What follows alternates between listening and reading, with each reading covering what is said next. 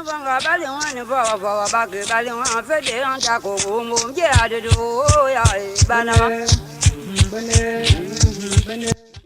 the National Information Dissemination Center, good day and welcome to Citizens Agenda, a 30-minute program intended to provide citizens access to information through community radio content syndication. It's a production of the Association of Liberia Community Radio ALICOR. I'm your presenter, Edward Colley. Coming up, renovation efforts at the Euphemia Barclay Elementary School in Bento City, Monserrate County have officially begun, bringing joy to both parents and school administrators. The long-awaited project promises to improve the learning environment of students in a significant mood amid the country's growing struggle with overcrowded prisons. Judge Joe Bacon of the 2nd Judicial Circuit Court in Grand Bassa County has ordered the release of 24 pre-trial detainees. The judge emphasized that holding individuals without trial is a violation of their legal rights. We were held at Zigida Town in Lofa County to speak to the head of the Bigger Women Together organization, a local farming group making a notable impact on the life of its members.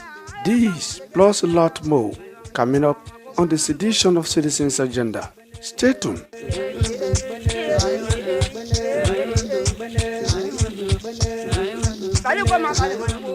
The renovation of the Euphemia Barclay High School in Bento City, Monserrate County has brought a sense of excitement and hope to both students and the community. The renovation project, spearheaded by the charity Grace International, is the first major overhaul the school has seen in many years, and it marks a significant moment for the community. Grace International, a charity dedicated to supporting rural areas in Monserrate County, is not only focusing on the physical structure of the school, but also working to improve essential services like water, sanitation, hygiene facilities, and electricity.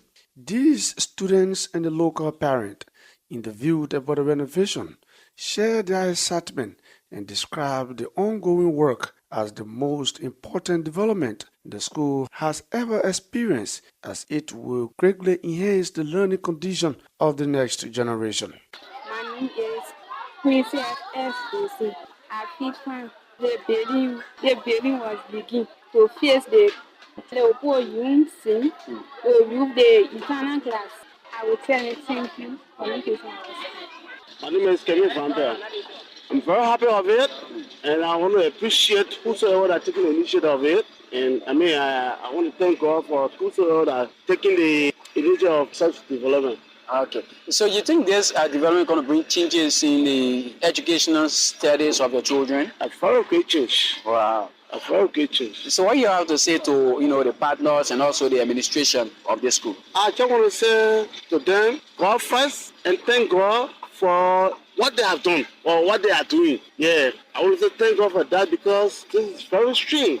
Can you imagine for years we have never had such a development like this? Yeah, so I just want to say thank God for that. Okay. Students and a parent of the Euphemia Barclay Elementary School in Bento City, Monserrate County, expressing their joy over the renovation of the school. Kanka Na is the vice principal for administration of the Euphemia Barclay Elementary School. He expressed his optimism about the future of the school while highlighting the importance of the renovation, not only in terms of infrastructure, but also the broader impact it will have on the daily lives of students and staff. We got the information on average break where we saw this particular group, they were doing a lot of work around, and we decided to get in touch with them, and we wrote them.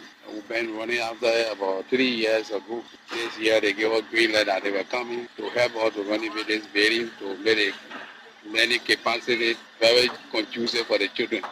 Wow. So is there any fee attached to this one? Like after the work being done, you're going to pay a certain amount of money? How is the entire funding process is like? This is a charity organization connected with the Harrisburg, the people from the Harrisburg. So they're using a guy by the name of Samuel Bono. He like the executive coordinator or the mediator between the charity organization and that of all of the community that decide to work in. So are they going to renovate the school up to standard, or there are certain limit they're going to leave it? They are renovating up to standard. What they saw, so they're taking the roof, they will elevate the wall, then the roof will be sloping down. Water will not sink. The water will be sloping down when it rains. And they will give a modern latrine, 8-room modern latrine. And they will also give us safe drinking water. While they drain, you can see the guys while they drain the well. They will be able to put a machine, will be there for the school. Will be able to provide the electricity for that machine. They'll be pumping the water, and it will also be a reservoir for our water, so they can get water in all of the reaction rooms, and equally so the entire building, the students will use the water. So now, before coming to this renovation, tell us, how was the learning capacity for the children? It was not fun because we had some problem that with the roof, some portion of the roof, it was leaking, and for all the way for government to come, we tried patching it. So we deemed it necessary that when we saw them helping other people, we decided, we worked then and we begin to run after it. And today, they were able to give us the green light, and you can see them working. So is this the first time for this school to be renovated like this, or it was being renovated before? Yeah, the school was renovated before. After the war, everything was devastated, everything got damaged. And our unit cell came and did the renovation with a building. Then UNICEF also renovated the all interior. After then, some American organization came and renovated the cafeteria. So now everything is working, like now they have come again to do another renovation? Yeah, they have come again to help in the process because the building was leaking. Now what's your call now to national government? Because this is a government institution and you having a charity organization taking the initiative to do this renovation. What's the government part they are playing it? Government don't play any part now because they say they try to buttress government effort. They are happy. So you mean that they are also doing a consultation with the government? Yes. The government are aware, the DO are aware, the CEOs, the central office, all are aware about this project. Kankana is the vice principal for administration of the Euphemia Barclay High School in Bento City, Montserrat County. From rural Montserrat County, we move to western Liberia in Babolo County, where authorities at the Bama Central High School have disclosed that the school is facing severe water crisis and overcrowding, which is impacting both students and staff. The school's principal, Blama Kone, reported that students struggle daily to access safe drinking water, a situation made worse by the absence of a functional hand pump on the school campus. As a result, students and teachers have been forced to abandon the use of flush toilets due to lack of water. Kone further disclosed that the school is experiencing a shortage of seating, with students scrambling to find chairs as students' population continues to grow. Principal Kone called for urgent intervention from government and relevant authorities to address the water shortage and improve the school's infrastructure to accommodate the increasing number of students. Well, for challenges, drinking water is our problem here. If because of lack of water, we do not use the toilet that is benefited by ARA's program for the girls and boys. It's flush toilets, but there's no water. So we can't use it. I've been asking people to help me with at least some barriers, bigger barrier, that we can be able to put in some water in it, the children use it. But that I have not getting that assistance yet. I'm still asking other NGO to help me with bigger barrier to help put in water that will help the children use it. No drinking. We have hire a volunteer, janitor, no janitor, no employed janitor. But hire a volunteer janitor who bring water for the children to drink every day. And the PTAs drink well, drink the janitor in terms of compensation. So the whole campus is trying to tell me that there's no water pumping? No pump. They came here, they said the phone rack. They said there was a rack under the ground, they couldn't get it. Try it, they didn't make it. When I came here for summer, I questioned, said they did try their best, they did not reach. They said there's a flat rack which bother them. But they have not tested, other areas on the campus. I'm still wishing that they come and do other tests. Chairs is one of the challenges now. As I told you, the population is growing. So in the morning, we are disturbed. PTA have done some work here by renovating the other sport chairs. But yet and still, we still get problem. In the morning, students fight over chairs, cause all to delay in teaching. Sometimes we have to go there and face that other issue. As you see in my office, you just enter there. All my chairs are gone into the various classes. So when last people ever received supply from government in terms of chairs? Oh, quite long. I have not received that. But had there been a written communication to the office about the situation? Yeah, but through ARAS program, by 2021, ARAS gave us some funding and we were able to acquire 50 armchairs for the school. But students... So if you were to be opportunity to receive chairs, how much will you be in need of? Oh, I'll be happy when I get 150. The population in the school is estimated to be how many students? 168. We want to urge government to increase the assignment of teachers as they are readily put it, so that we can have the teachers available on our ground to do the referral thing on campus. We agree that policy they have done a lot of documentation, and we are here with. At the same time, Principal Blamakone has disagreed with the government of Liberia's decision to cancel the mobile money payment system, a platform previously used by government to pay some government employees, noting that the system was helpful to teachers in rural Liberia. It's somewhat intensive, but it is government own policy. They have seen what we have not seen. It's why sometimes they get back to the banking system. But for the past year, it was found for us with a fire from the very banking institution.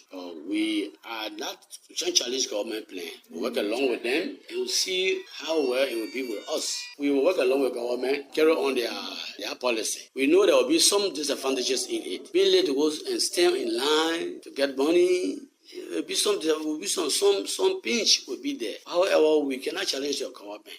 And also looking at it that will cause us to not really go on with the instructional time. Why do you think so? Because some teacher will leave here and go down there for salary and say, I went there but system down. You can't challenge it because I was not there with you. So the few days you will spend in Monrovia or what's your bank calling you for, children time will be wasted. So that's the part I'm thinking about when it comes to instruction time. Teacher will let you go and say, my money, the system was down, so I can continue to come back again. And all that time they will spend there, the classroom remain vacant. Yeah, you spoke about government policy, but you as an educator, in your own mind and thought about your environment, you really support the banking sector instead of mobile money? Well, for me, really, I support the effort of the mobile, because mobile help us to keep home, to keep on job. Money come to you right into us strictly. Yeah. So we CA and we go and take our time.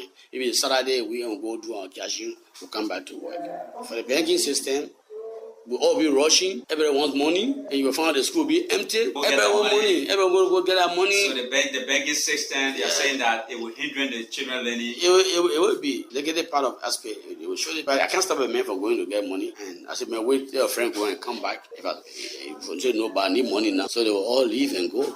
Blamakone is the principal of the Bama Central High School in Bapolo County.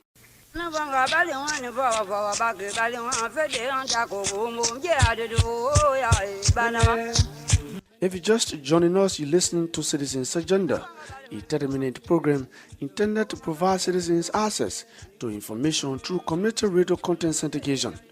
It's a production of the Association of Liberia Community Radio, ALICOR. I'm your presenter, Edward Colley. Stay tuned. Rape is a crime. We stand together in saying no to rape. This message is brought to you by the National Information Dissemination Center, NIDC, a multimedia production studio operated by the Association of Liberia Community Radio, ALICOR. The challenges facing Liberia's justice system are indeed grave concerning the issue of pre-trial detention and overcrowding in prisons.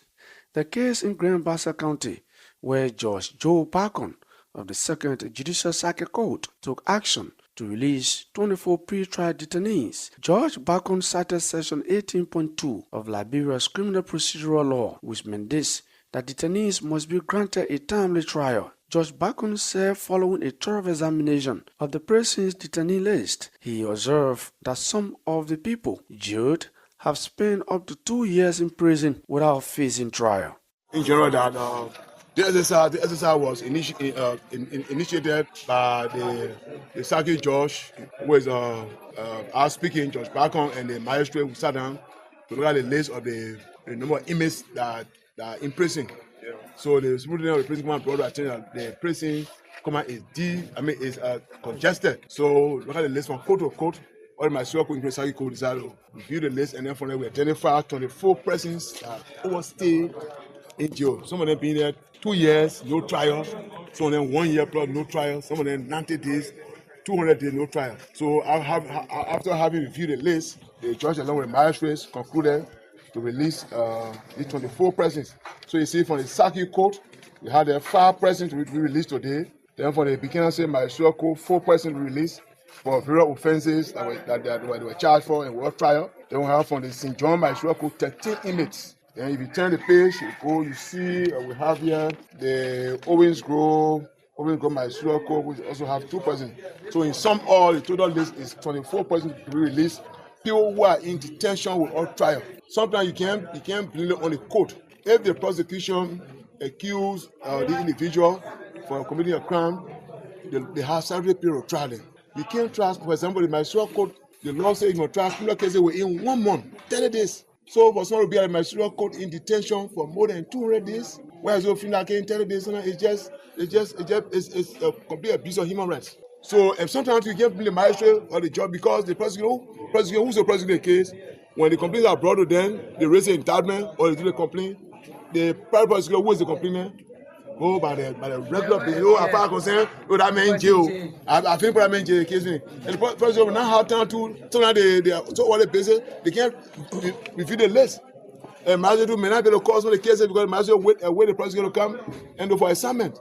So we are told that look, people have been in jail a long period of time. Some of them for the kind of murder. The other murder case we have here that witchcraft case.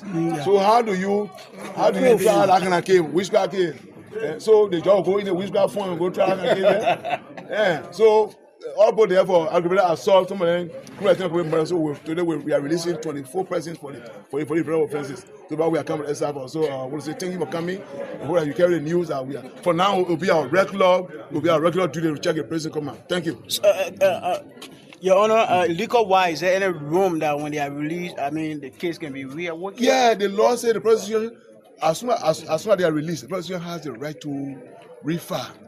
That is, it is without prejudice. They can come back and say, look, Your Honor, the people were released, but we still have evidence.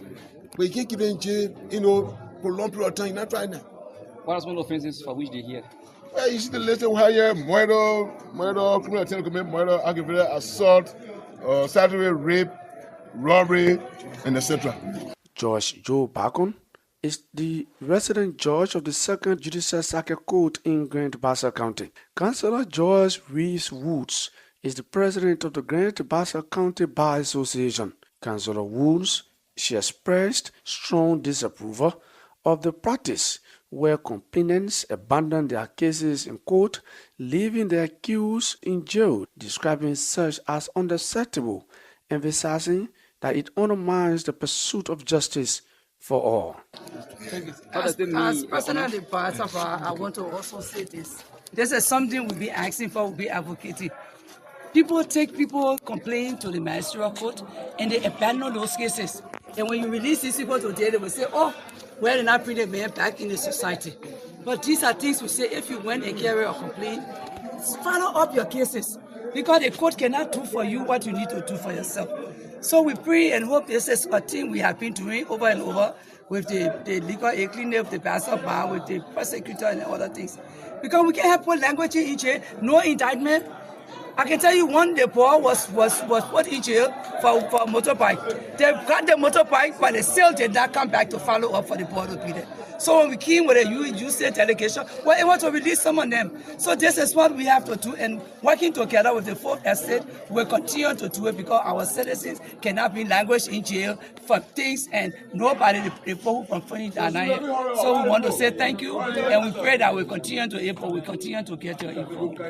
Councillor Joyce Reeves Woods is the president of the Grand Bassa County Bar Association.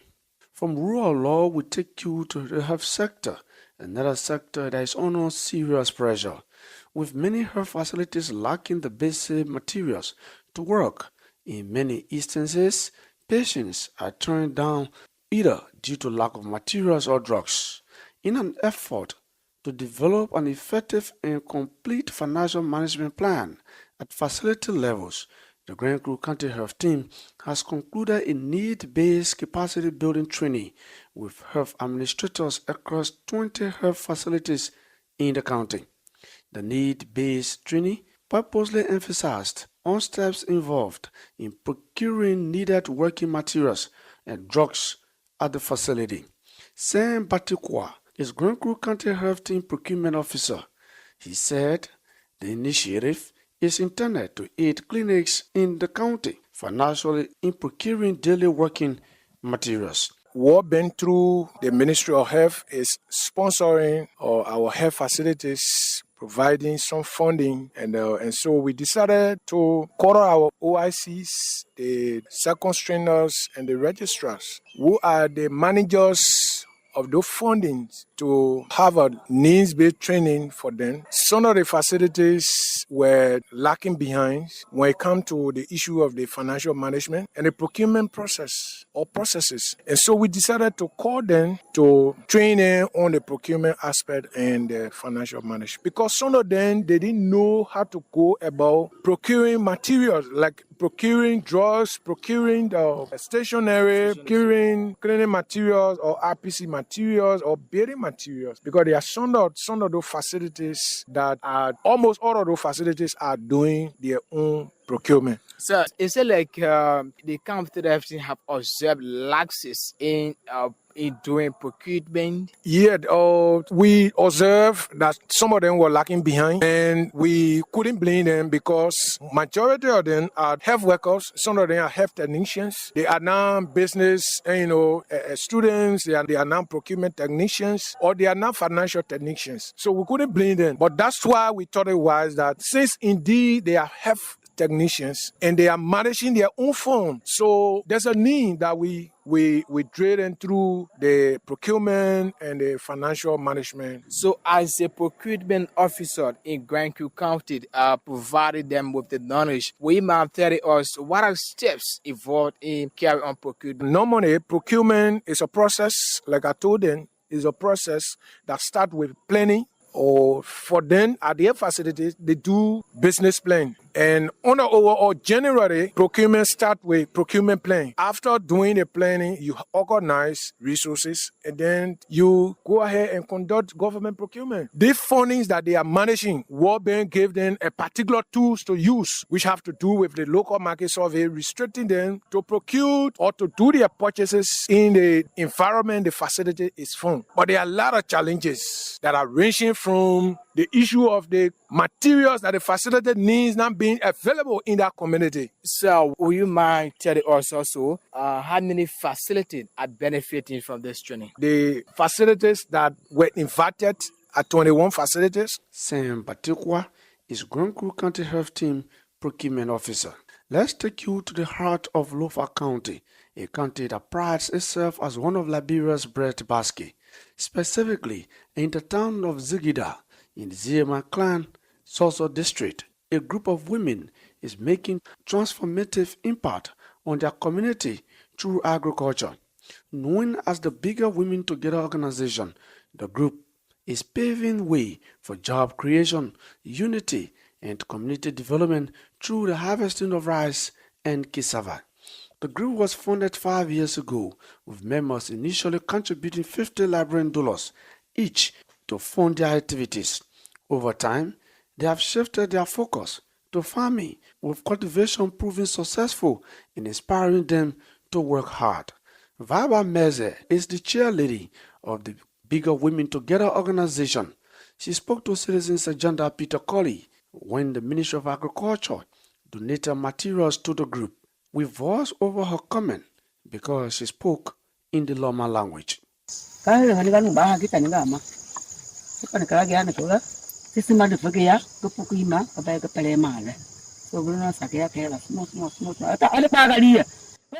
So after they came out with that farm issue, some people said, oh, at this age, for all we own, and so we'll not be part of it. Some people said, let's do it. And that was why they came out to us. They say, okay, let's try to make the farm. So the first farm they made after the harvesting, they decided to say, okay, let's plant cassava there. But before they could plant the cassava, they decided to say, okay, let's plant peanut.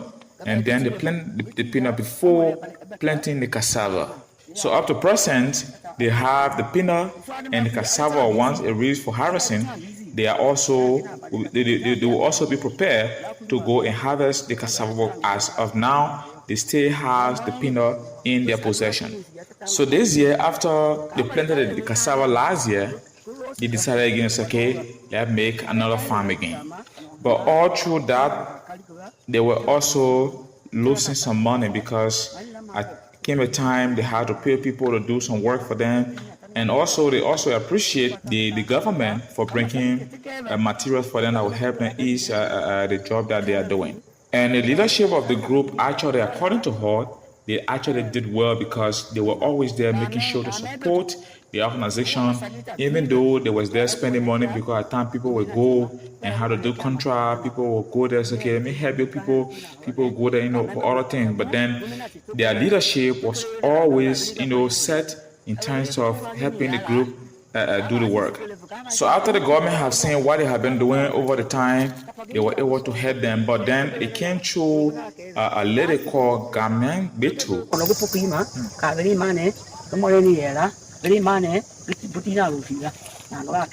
So what would be a message to the government? So she is pleading on the government to see how best to support them, because they are doing this not for themselves because they are old, but they are doing this because of their children and grandchildren. Just in case if their children or grandchildren name happens to be on any of the documents that they will have, in case they read the name somewhere, they will say, okay, we know this person, we know this person. Vaba Meze is the chairlady of the Bigger Women Together organization, a farming group in Zigida Town, Zozo District, Lofa County. Abbas Biati is Lofa County Agriculture Coordinator. He applauded the women's efforts, noting that the machine donated to the organization was the government's way of buttressing the organization's efforts as they strive to move from small-scale farming to mechanized farming. Part of our work is to support the welfare of the farmers. So a couple of months ago, the Ministry of Agriculture donated a couple of machines to those women group called Bigger Women from here in Zigida. And so today they launched the groundbreaking ceremony of building. They are building a shelter for those machines, and so they are asking their citizens to support that endeavor.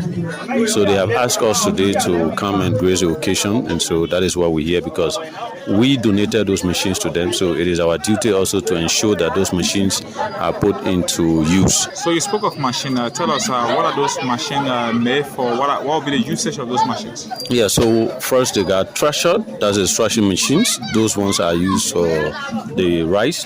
When you harvest your rice, you need a machine to help you thrash them. Instead of using your feet, also you have the mill, which will help you to process the rice from that stage to a clean stage that you will use. So instead of using the mortar pencil and all of that to stress you, you now have a machine that will easily help you to mill the rice. Yes. So those are the equipments we have presented today initially. So what help would this machine bring to the people of Zigida? Most of the women involved into these things are older women, and now we are graduating from the small farming to a mechanized farming, because if you are using the mortar pencil to beat rice, how much person will you feed? So as we are graduating from that small farm strategy to a bigger farming strategy, it also means you need equipment that will help to substantiate those kinds of conversations you are having.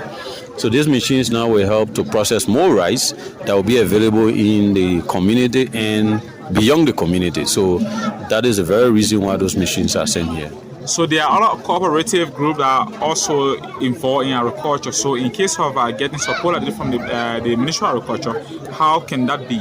So the support from the Ministry of Agriculture to farmers has different stages, and those stages are spelled out at the level of the ministry. So when you have a cooperative, for example, we have an organization called CDA, the Cooperative Development Authority. You have to go and regularize your status with the CDA. When you meet the requirement of CDA, now you have an opportunity to apply for grant. You have an opportunity to apply for loan. And so once you meet the minimum standard of the Ministry of Agriculture, yes, it can be donated to you.